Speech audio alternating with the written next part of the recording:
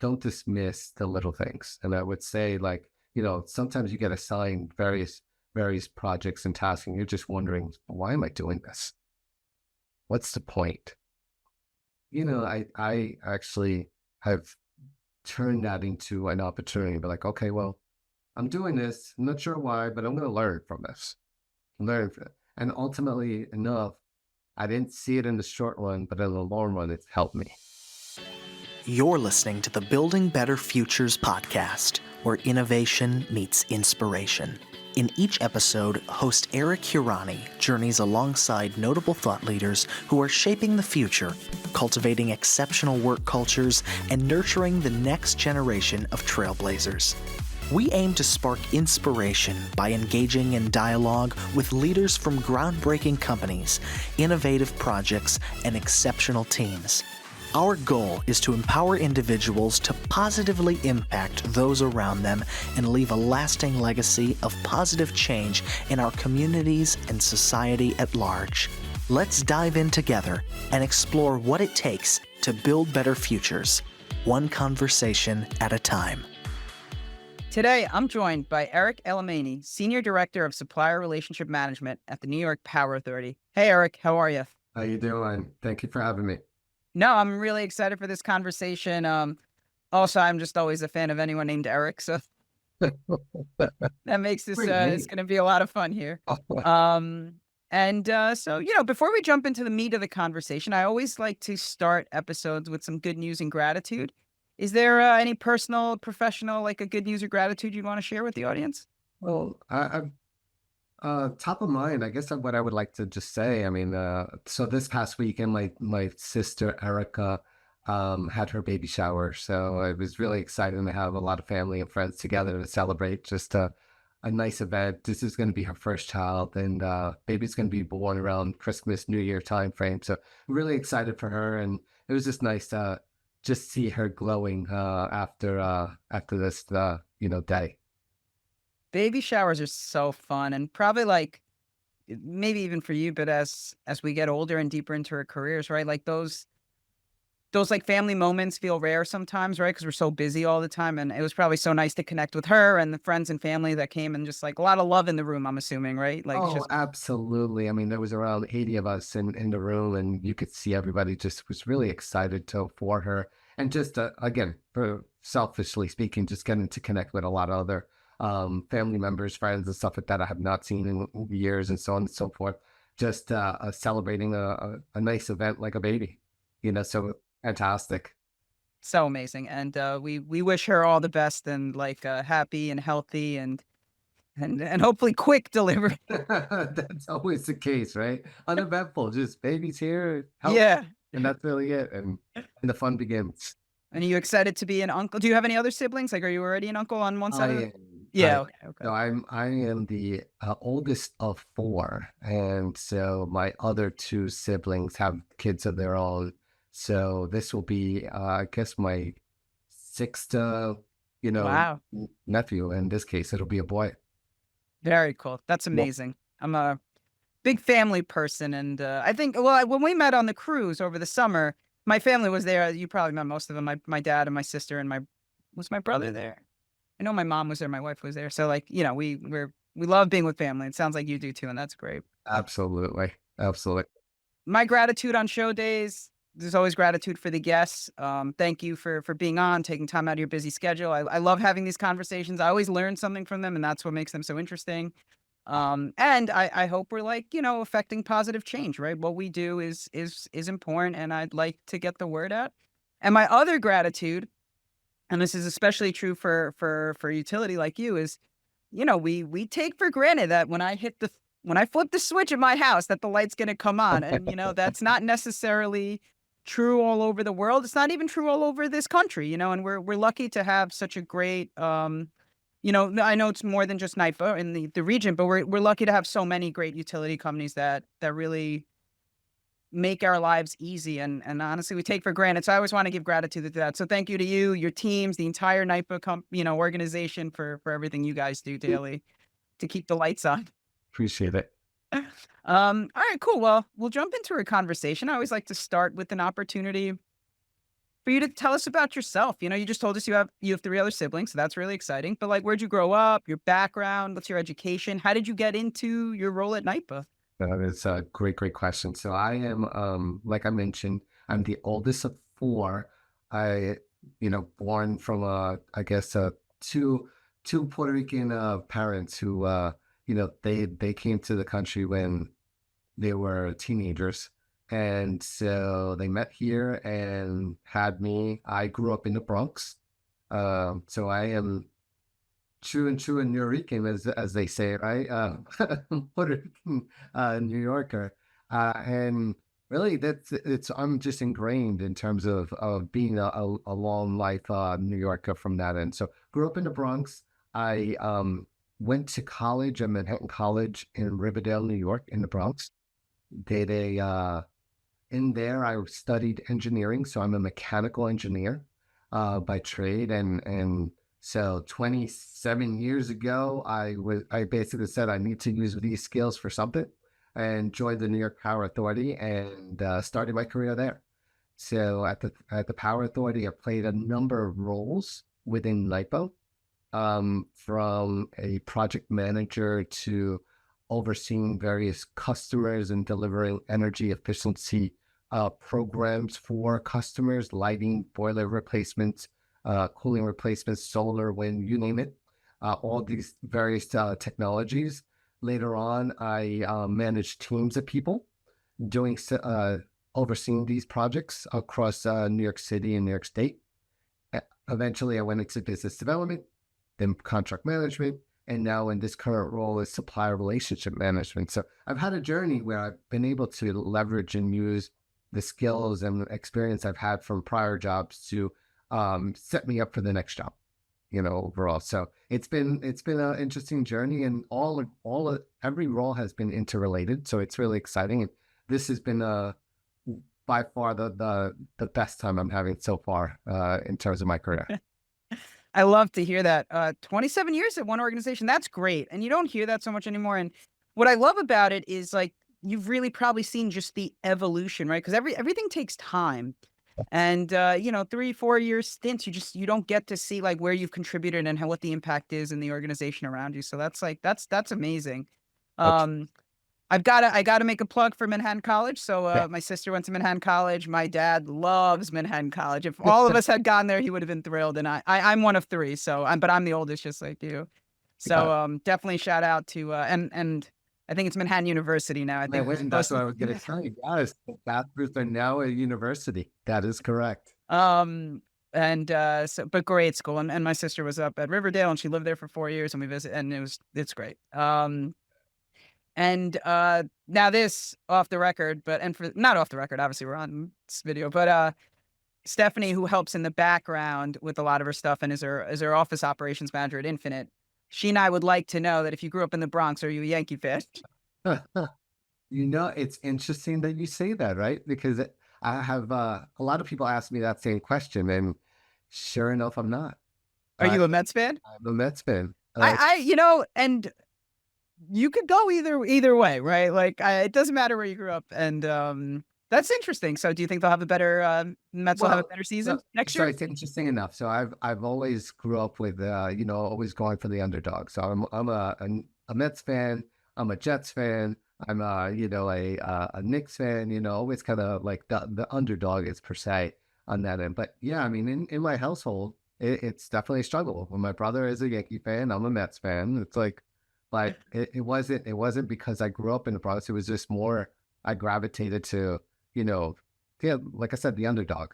To the underdog, You I, got it. I, I You love it. know, Yankees, Where Yankees. Like let's go for the other guy. I am a miserable Jets fan, so Yeah, same here. at least the Mets at some point in the season, you're like, oh, this might be the year. I mean, come the All-Star break, they will break your heart. But up until then, it'll be like, oh, they got a shot at this. That's true. And The then Jets, yeah, Jay, they just give you no hope. I know it's so disappointing. It's tough. It has And been tough for years, but I guess we like the pain. We like the suffering. you got to enjoy it a little bit. I do like the underdog story though, and that's you want to root for that. And Absolutely. hopefully the Knicks will have a good season. Let's Yeah, I mean, hope. last year they did fairly well. Yeah. So, they already started off the season well, so we'll see. So it's gonna be exciting. Yeah. Um, well, I and so now back to Cool. back to a regularly scheduled program here. But Cool. you touched on all of the positions you held, and I find that so interesting because it probably like impacts your decision making what you currently do, right? Because when you've run the work, I think you probably understand how important that supplier relationship is, right? Like in delivering the work and looking at it. Um, and so to that point, tell us a little bit about that, right? Like, why is it important for, and not just for NYPA, but maybe just public agencies in general, or utilities in general, to like actively manage and nurture supplier relationships? Because I can see that you guys have a real, like, true dedication to this, and I just would like to hear more. Yeah, so it's interesting enough. So, based on my experience working in different roles, over the years, you realize that, in order to get anything done, you're limited by your resources. You're limited by the personnel, the people in your organization that may have the ideas, but they're not going to be, turning the wrench, or so on and so forth. You're going to outsource a lot of that. And the idea is to attract businesses who want to do business with you.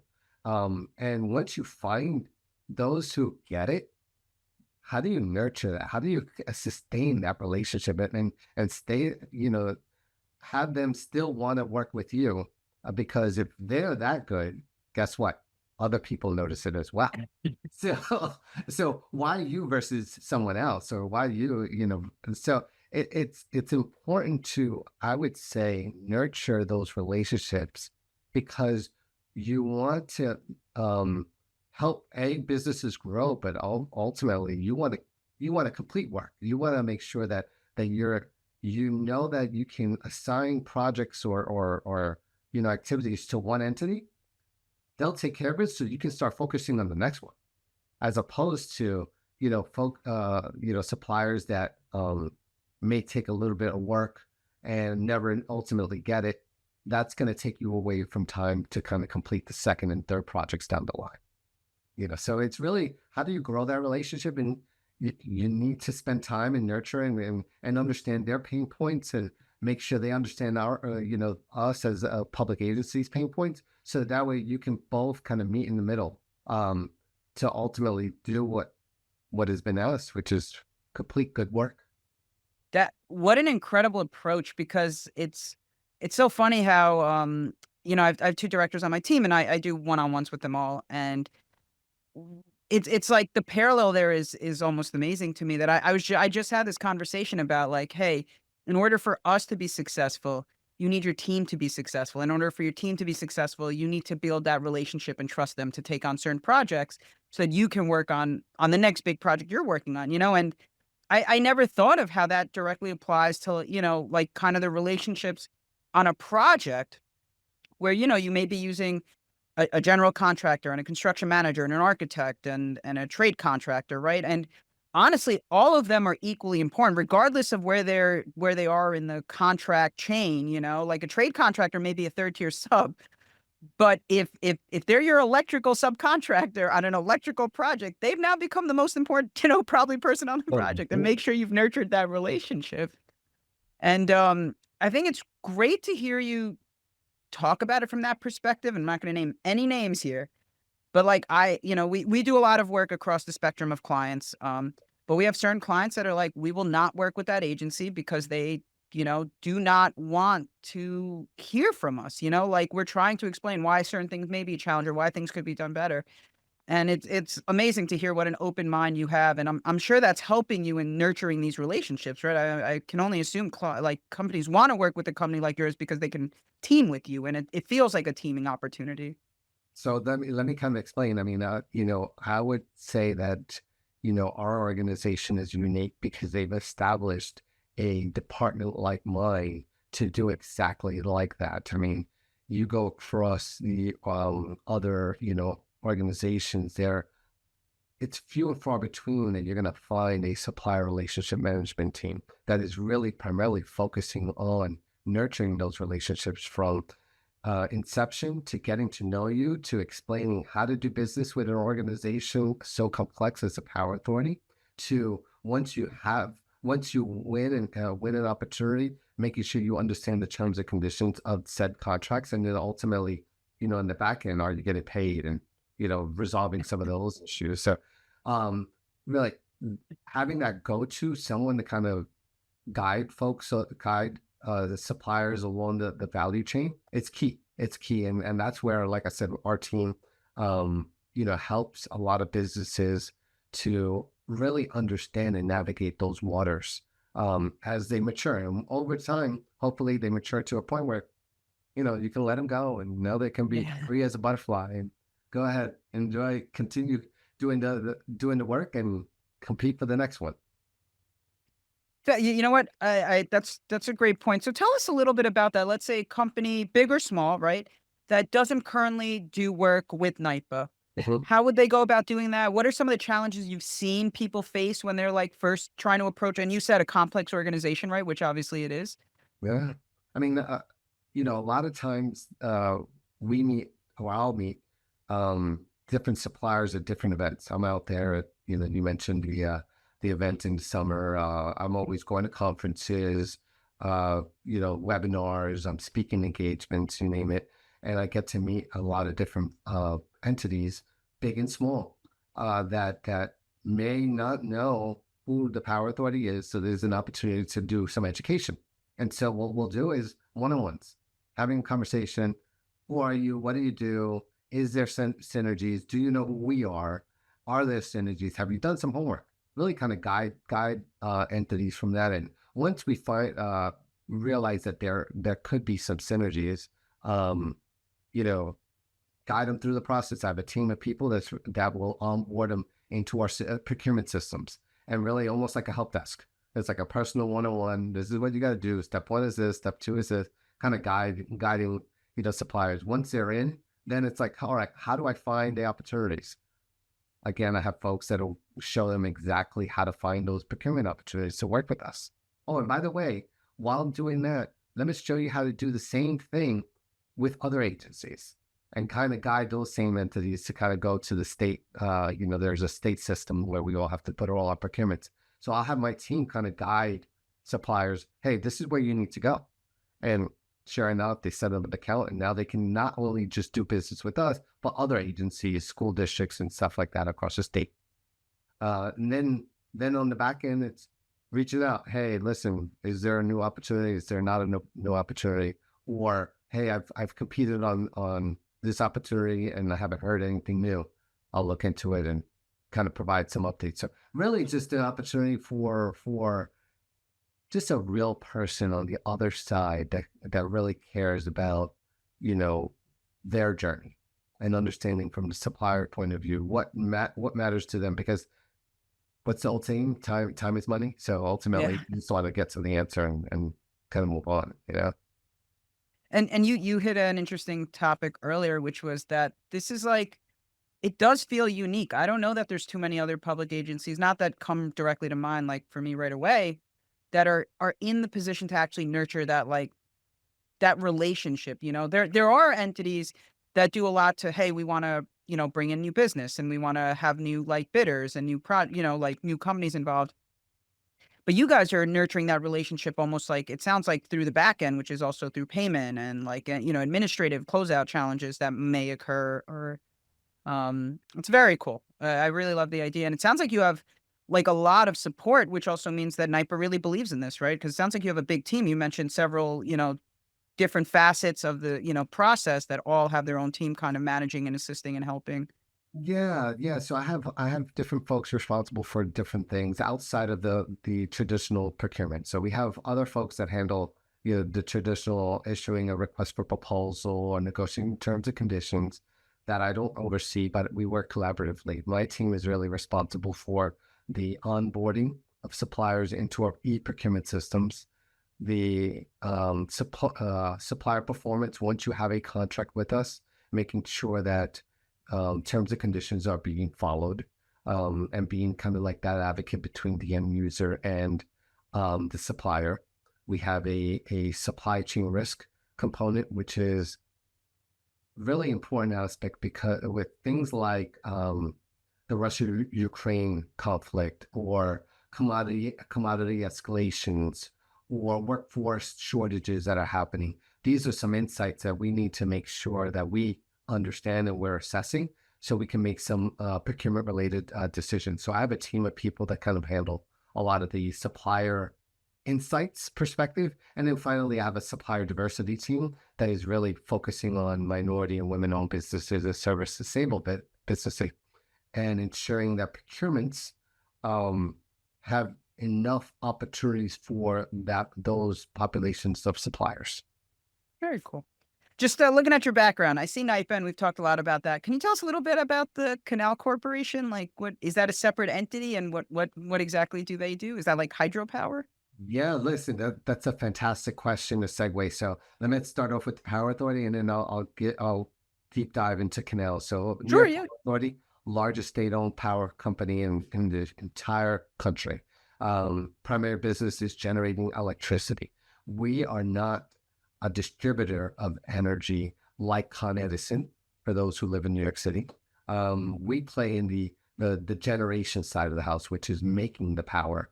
There are other utilities like National Grid or Con Ed that actually distribute the power, but they don't make the power. So that's kind of the distinction between the two.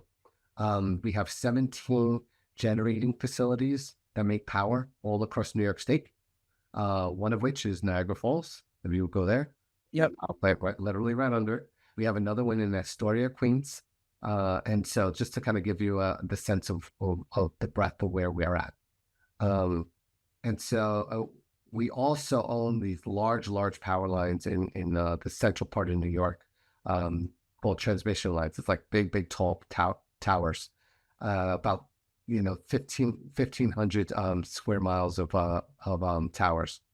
In addition to that, like you just mentioned, you just alluded to it, we had the lucky responsibility to oversee the New York State Canal Corporation. And so what that was established back in 2017. And so what that is it's a canal corridor, about 500 miles of waterways across the center part of New York State that is used for recreational transportation of goods and services, and other activities. And so really for our purposes is making sure that the Canal Corporation, which is a natural resource that we have in New York State, how do you promote tourism?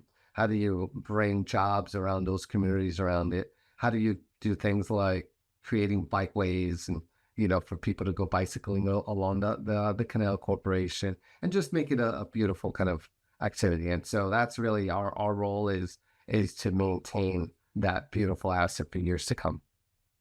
I love that, and now that you said that, you reminded me of two things I'm gonna tell. One is a story. So you mentioned Niagara and you mentioned Astoria, right? Those are well-known cities. We actually, many years ago, we had a NYPA contract. It was a statewide contract. And when I tell you I'm a lifelong New Yorker, I am. The cities you guys have some of these facilities in, I've never heard of. We're on, like, the border of Canada. We're, like, out past Buffalo. I was like I was on Google Maps like, "Oh, that's like 9 hours away from." Yeah. So you guys, I mean, it was impressive though, and I actually really appreciate it because it took me to parts of the states that part of the states that I never parts of the state that I guess I just didn't know about. I learned a lot, and so some great locations there that you guys have facilities in, and like I feel like half of them start with an M. I just never. Well, I think the reason why you mentioned that, one of them, and you're absolutely right, is in the St. Lawrence County. It's off of the St. Lawrence River. It's in Messina, and that's one of our facilities. It's one of our hydro facilities. It's up there, and to your point, it's in the middle of nowhere. I mean, right on the border of Canada. But it's, again, a natural resource that we were able to exploit to generate low cost power for the state of New York and keep it honest. So it's been great. But to your point, really, the people who live in that town is probably working at the power. Yeah. That's it. I mean, And otherwise, which is great too, you know? I mean, it's important to keep people, creating jobs and opportunities, a big part of what the state, all of us like to do. agreed. Um, Second quick story I will touch on is when you started talking about the Canal Corporation, I knew about the recreational part because there was, I don't remember if it was an RFP or they were doing something with like kayaking along the water, and I saw it came out under Canal Corporation. I thought it was so great, um, because I just got wedge certified recently, and not that it's directly applicable to you guys, but a lot of that is like around the waterfront development and how do we make it usable for the like constituents or the residents. Mhm. And it really opened my eyes to like how important it is for these natural resources to be available to people. Yep. How nice it is to go kayaking or to walk along a water trail, and it's just like so I think it's amazing that you guys have taken that upon yourselves as well. Yeah, and I would like to kind of build upon that. And you just mentioned kayaking. One of the recent programs that we actually launched because there's underserved community of people of special needs and accessibility. And so one of the things that we kind of established was an accessibility education program to allow for those who have challenges with aren't able to walk or other aspects to be able to take advantage and use the canals as well. So we've actually built accessible docks to kind of support others, and I think a lot of the families and communities have appreciated it because now we've opened it up even more broader to other populations of folks within New York State and across the country. So really, I think that's another aspect where it's like we saw an opportunity here, and now we're getting a lot of traction on that as well. So amazing, right? And when we can support, the communities that sometimes can't support or defend themselves, that speaks volumes about who we are as a society, right? And it's Absolutely. great for you guys to do that. Yeah. Thank you for sharing that. That part I didn't know that, and that's just makes you feel good, right? Yeah, Like it's great. It's great. absolutely. All right, going back to the appreciate you explaining the difference between NYPA and the Canal Corporation, some of the other activities that you guys are doing. Is there a story that sticks out in your mind? On the building side, I always talk about how some of the projects we've worked on, like I hear stories like directly impacted someone's life, right? Like at NYCHA when we improve on like their living condition, right? The stories you hear, like they make you tear up, it's like powerful. Do you have any like incredible stories, like maybe a business you helped like really just through this process and like at the end, not only were they excited, but they also exceeded your expectations where you're like, wow, that was amazing that they were able to do that. I'm gonna go to extremes, right? You know, as you recall, COVID was a little tough Oh, for a of course, lot yeah. of businesses, right? I mean, I think it was tough for the entire world.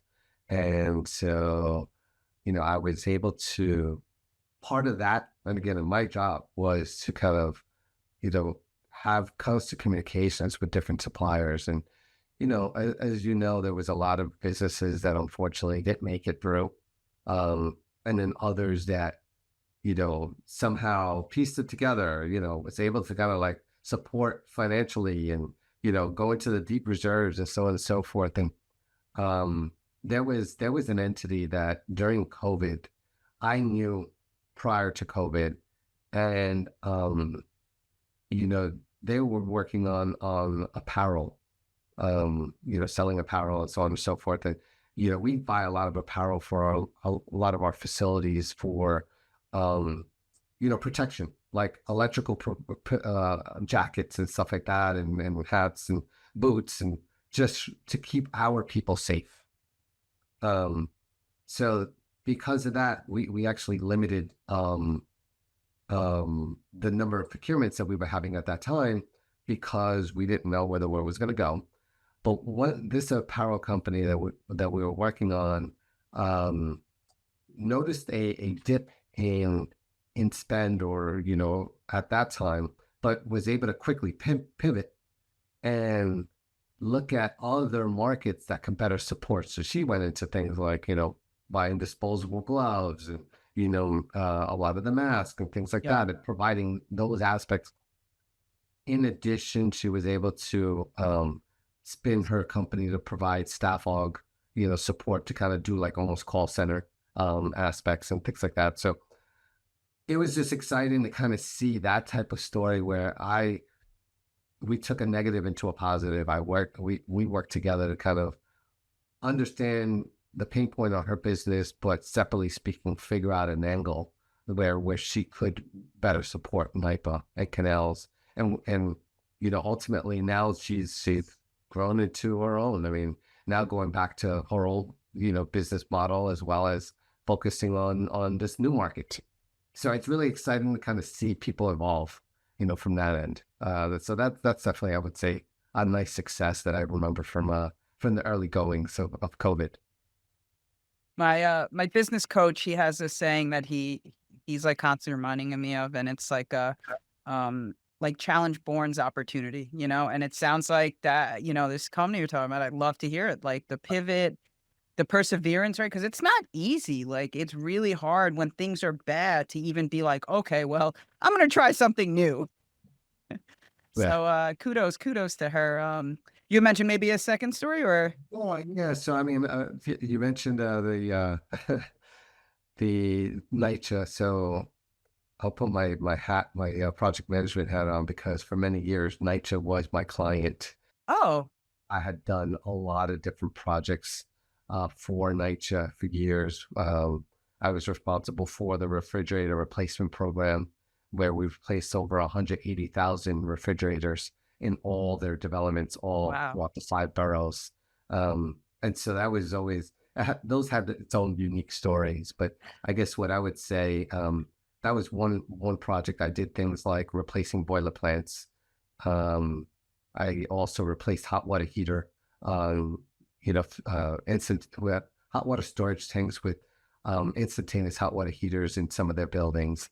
And so I would say that with NYCHA, that was another nice story where we used to hear some stories from residents themselves where now they were getting reliable hot water where at times it was intermittent. And so really it was nice that I had that impact to be able to kind of do that and then hear from, folks who were the end users associated with it that were receiving that result. It was nice to kind of see that and hear that from residents. So certainly a nice success on that end from a personal perspective.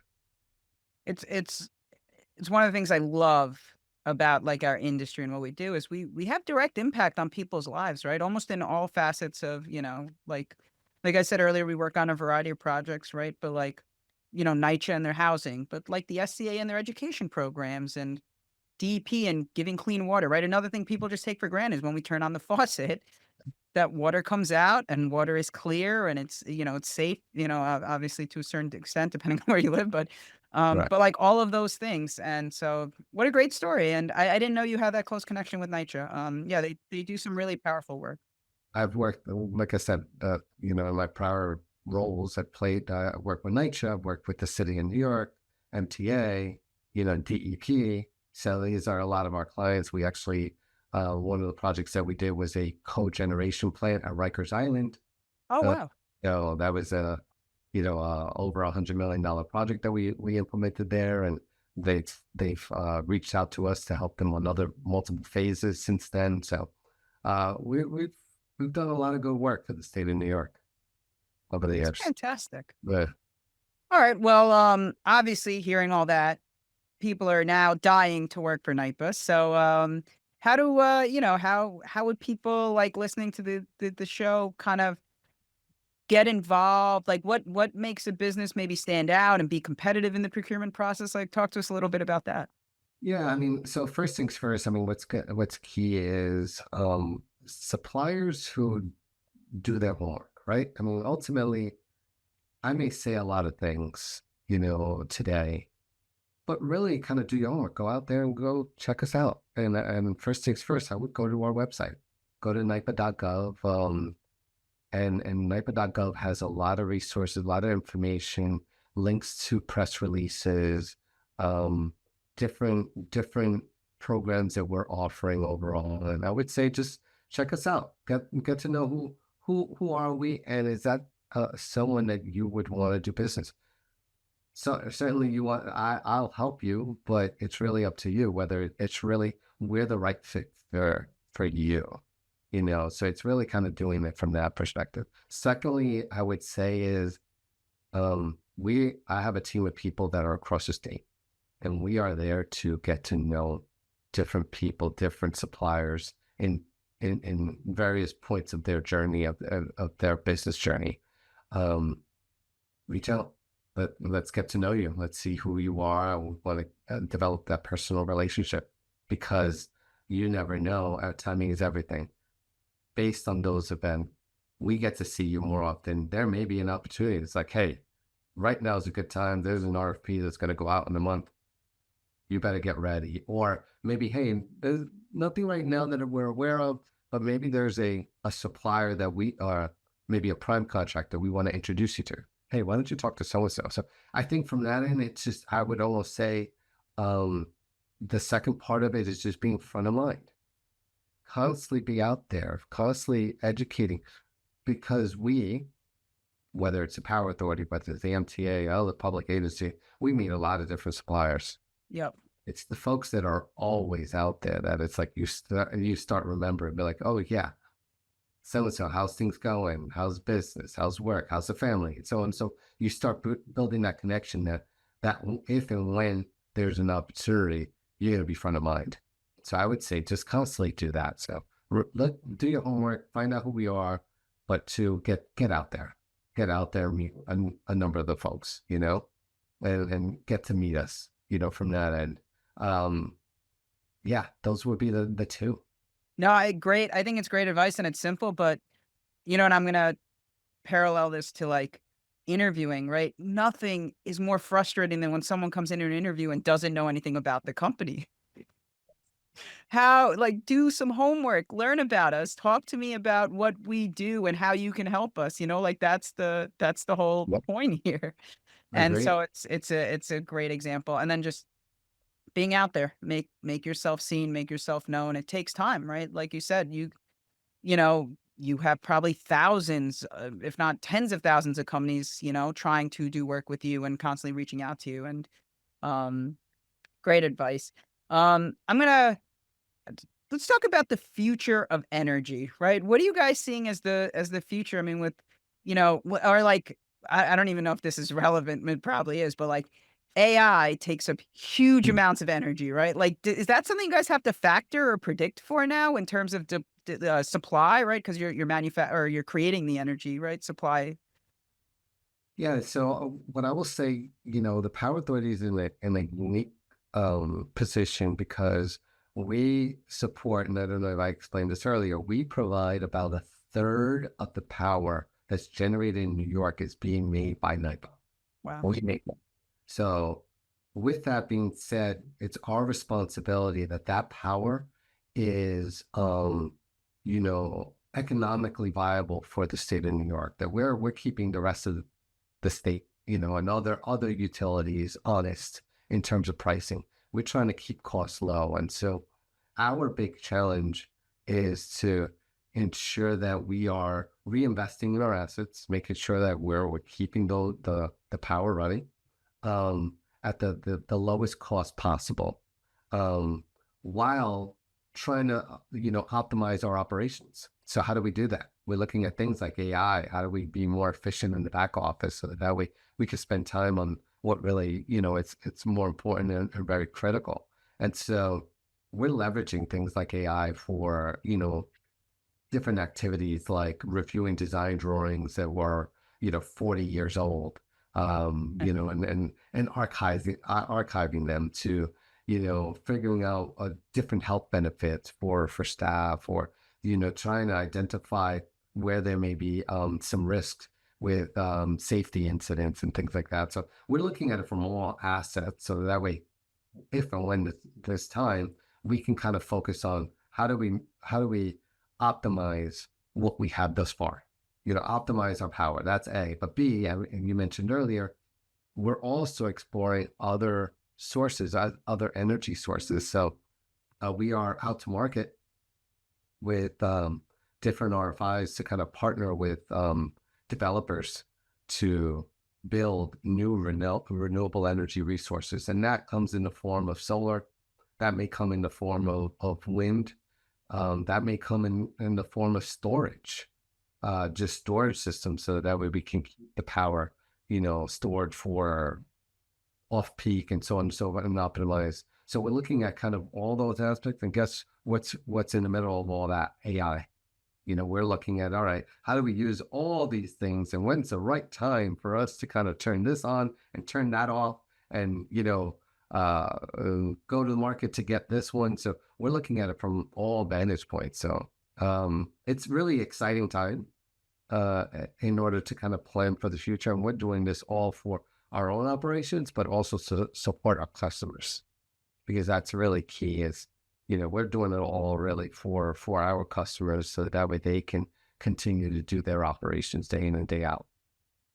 Sounds like an exciting time, and energy is always evolving, and it's so interesting, right? That because you mentioned batteries there, and at this point, it's like for a lot of the a lot of the renewable, right, alternative energies, whatever you call them, like the battery storage is really the challenge, right? Like the cells, like the photovoltaic cells, are like efficient and they can convert, Mhm. and the wind power is like efficient. It's like, well, where do we store this energy? Because otherwise it's just lost. Yeah.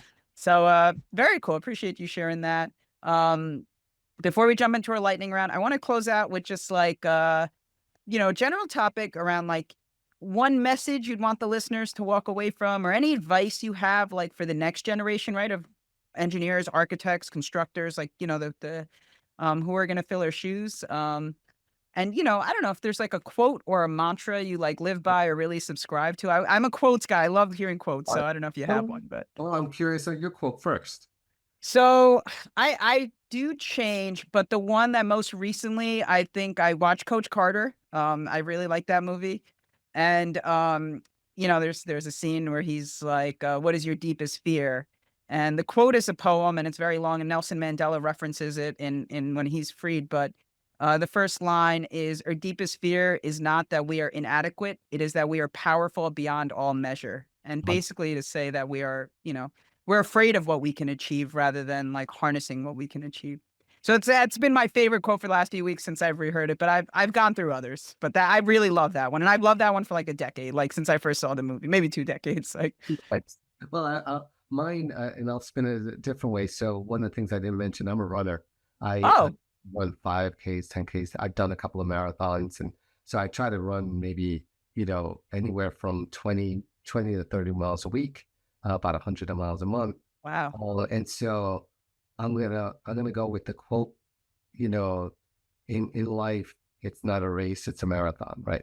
And so, really, it's playing the long game. Um, I feel in this society, you have a lot of businesses that are trying to make the quick buck, trying to make the big money right away, and that's great for some. But honestly, I think you're losing out at the long game, which is, what growth can you have by waiting, by nurturing those relationships, by understanding your markets, understanding your customers, understanding where the market goes.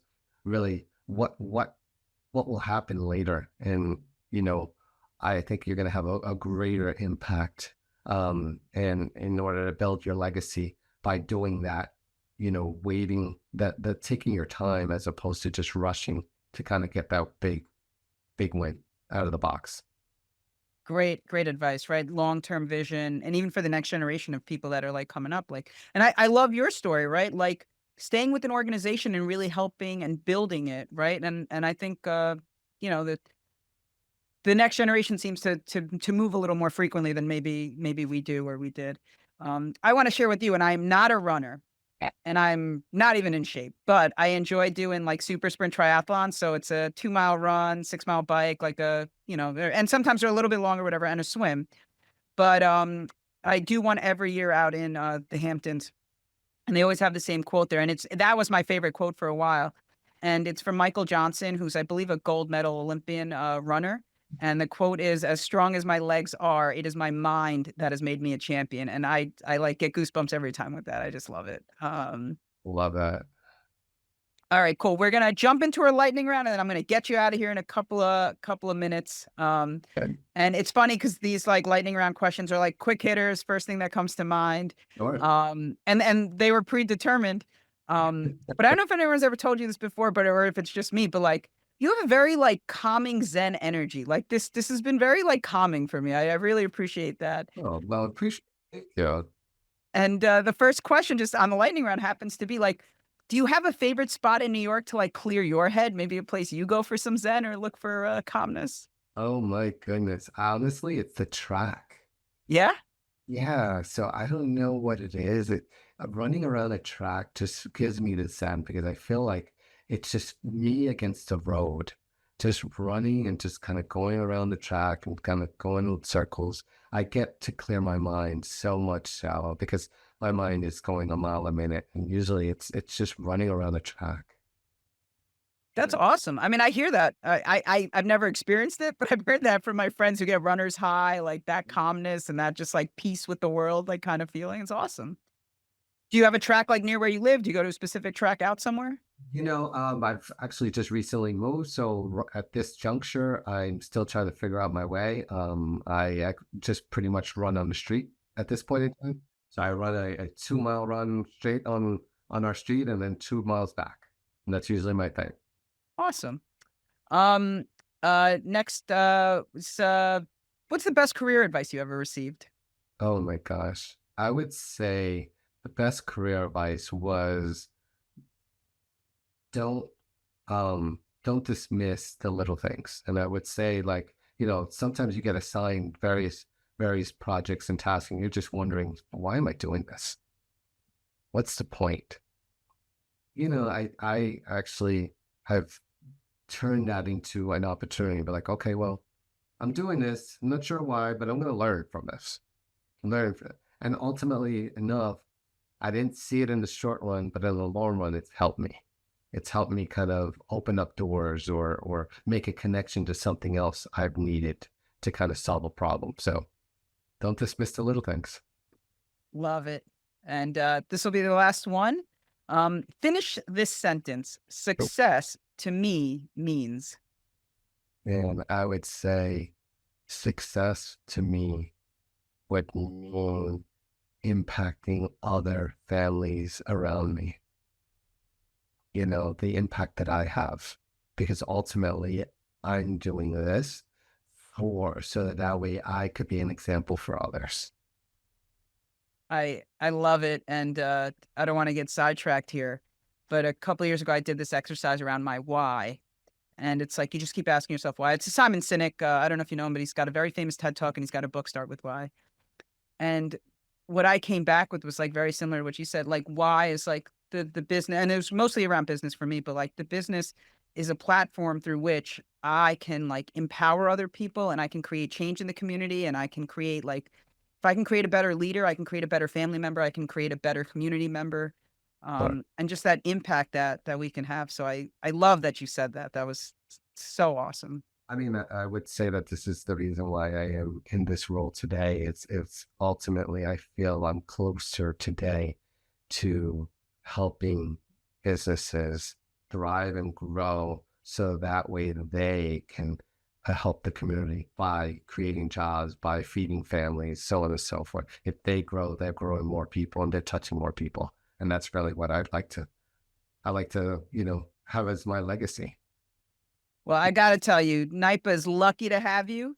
And as unique as like we were talking about, this is unique within an agency to have this role, but they've got like a unique person filling. I mean, you're probably doing an incredible job, and it was such an amazing conversation with you. So I thank you. I really do for your time.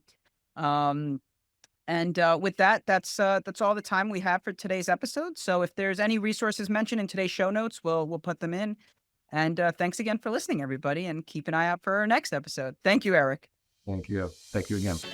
This episode is brought to you by Infinite Consulting Corp, your go-to firm for MBE certified project and construction management consulting. Discover how Infinite can help you build a better future at infiniteconsultingcorp.com.